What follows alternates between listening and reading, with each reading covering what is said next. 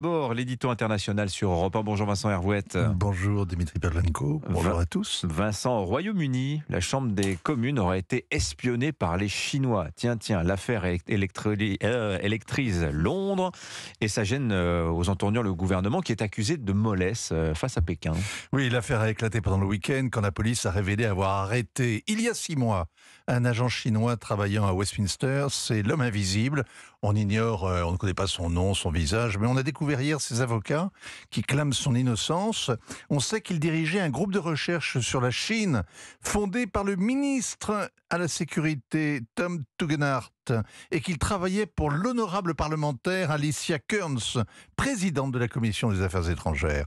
Les bonnes personnes aux bonnes places pour accéder aux informations sensibles. Et le pire, ou le meilleur, c'est que Tugendhat et Kearns sont des faucons anti-chinois, ce qu'on appelle à Londres des sino-sceptiques, ceux qui réclament des comptes sur l'écrasement des Tibétains, l'enfermement des Ouïghours et les libertés bafouées à Hong Kong. L'un et l'autre avaient déjà été ciblés par des hackers chinois.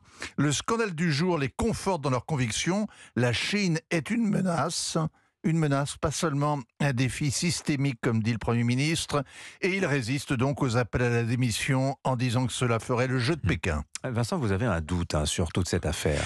Si c'était trop simple, s'il n'y avait pas de brouillard, ce ne serait plus Londres ni d'espions. D'abord, la police parle d'un homme d'une vingtaine d'années. Alors je sais bien que la trahison n'attend pas le nombre des années, mais c'est bien jeune pour se hisser au cœur de l'État, surtout après avoir passé 1 an et demi en Chine où on lui aurait enseigné les rudiments du parfait agent dormant. Dans ses protestations d'innocence, il écrit qu'il a passé toute sa carrière à essayer d'éduquer les autres sur les menaces que représente le Parti communiste chinois. À 20 ans ou à 20 et quelques années, même un jeune homme pressé ne parle pas de toute sa carrière. Ensuite, on est étonné qu'il ait été laissé en liberté et surtout que son arrestation il y a 6 mois soit révélée maintenant, c'est-à-dire au lendemain précisément du voyage à Pékin, le premier depuis 5 ans, du ministre britannique des Affaires étrangères. Une visite censée relancer le dialogue avec Pékin après une longue brouille. L'espion de Westminster tombe vraiment à pic. Alors, le Premier ministre Rishi Sunak est accusé de mollesse.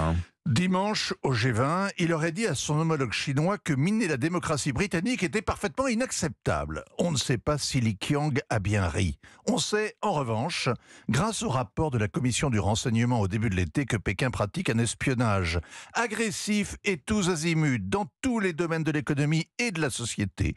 Les Chinois appliquent à la lettre la phrase de Proudhon « La propriété, c'est le vol. Ils volent tout ce qui relève de la propriété intellectuelle. » Les soviétiques en faisaient autant.